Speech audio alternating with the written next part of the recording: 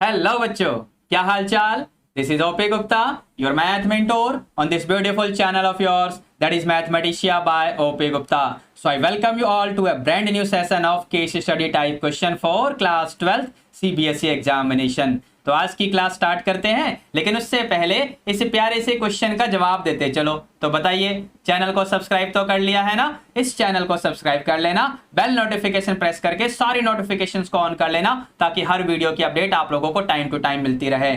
More over, इस video को like करने के बाद अपने सभी क्लासमेट्स के साथ शेयर भी कर देना. ठीक है बच्चों, चलिए आगे बढ़ते हैं जरा और आज की क्लास स्टार्ट करते हैं.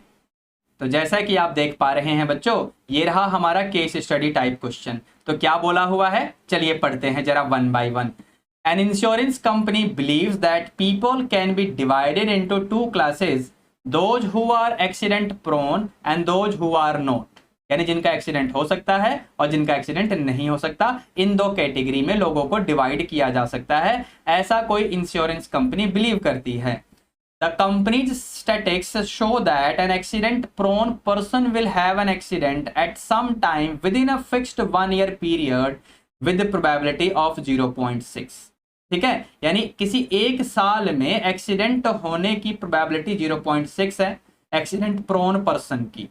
Whereas this probability is 0.2 for a person who is not accident prone. अच्छी बात है.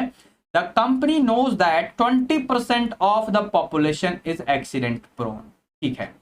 Based on the given information, answer the following questions. Okay, हमारे पास कुछ क्वेश्चन आने वाले हैं. What is the probability that a new policy holder will have an accident within a year of purchasing a policy? फिर second part भी है. देखो यहां पर हम लोग क्या करेंगे, कुछ इवेंट्स ले लेते हैं. मैं एक इवेंट E1 लूंगा, यानी अजम्पशन होगी let E1 be the event. The person is accident prone. The person is accident prone, यानी इसका एक्सीडेंट होने की संभावना है. अच्छा, एक इवेंट E2 लूंगा कि that the person is not accident prone, यानी इसका एक्सीडेंट होने की संभावना नहीं है.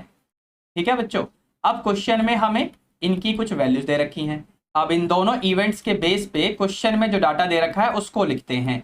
P ऑफ E1, यानी कितने लोग ऐसे हैं जो एक्सीडेंट प्रोन हैं. देखो यहां पर लिखा हुआ है पूरे पॉपुलेशन का 20%. समझे? तो ये लिख लो भैया 20%, ये एक्सीडेंट होने वाले लोग हैं. और यहां पर P ऑफ E2 अपने आप क्या आ जाएगा, 80% है ना. 100% माइनस 20%. अब यहां से क्वेश्चन में अगर हम फिर से पढ़ें तो क्या बोला हुआ है, the company statistics show that an accident person will have an accident. That means मुझे एक इवेंट और लेना पड़ेगा. लेट इवेंट ई, इसे मैं मान लूंगा कि the person will have accident. The person will have an accident. ठीक है बच्चों, ये मैंने एक इवेंट ई मान लिया. अब क्वेश्चन के अकॉर्डिंग अगर वो एक्सीडेंट प्रोन पर्सन होगा तो उसका एक्सीडेंट होने की प्रोबेबिलिटी है ना, यहां पर क्या दे रखी है, 0.6. ठीक है. अच्छा, अगर वो एक्सीडेंट प्रोन नहीं होगा तो एक्सीडेंट होने की प्रोबेबिलिटी क्या है, तो 0.2 यहां पर आप पढ़ सकते हैं. ठीक है, ये सारा डाटा है क्वेश्चन में. अब चलते हैं इसने क्या क्या पूछा है फर्स्ट एंड सेकंड पार्ट में, इनको हम आंसर करते हैं.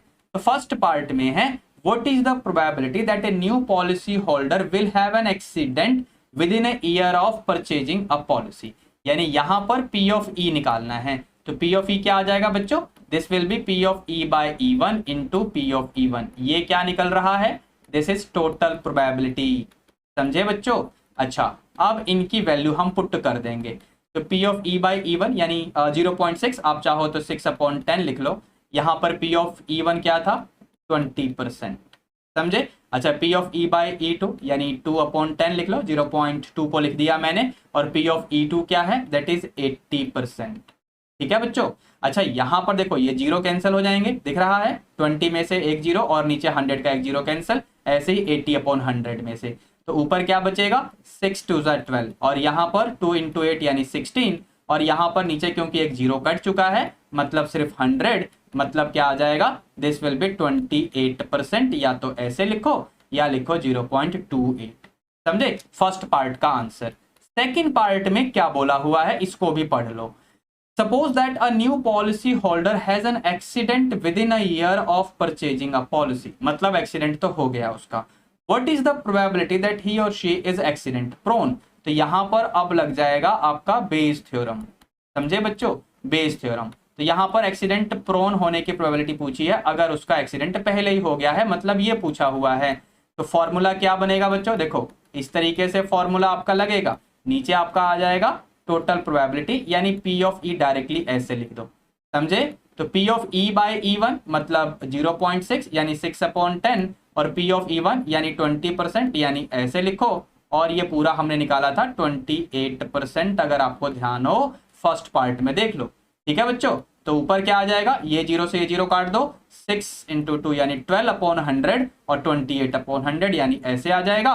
4 3 12 एंड 4 7 यानी देखो इस तरीके से ये आपका फाइनल आंसर आ गया इस वाले क्वेश्चन का, ठीक है बच्चों। तो बस बच्चों इसी के साथ हम लोग आज की क्लास वाइंड अप करेंगे, अब मिलेंगे हम लोग नेक्स्ट लेक्चर में। Till then be good, take care, all the best, thank you.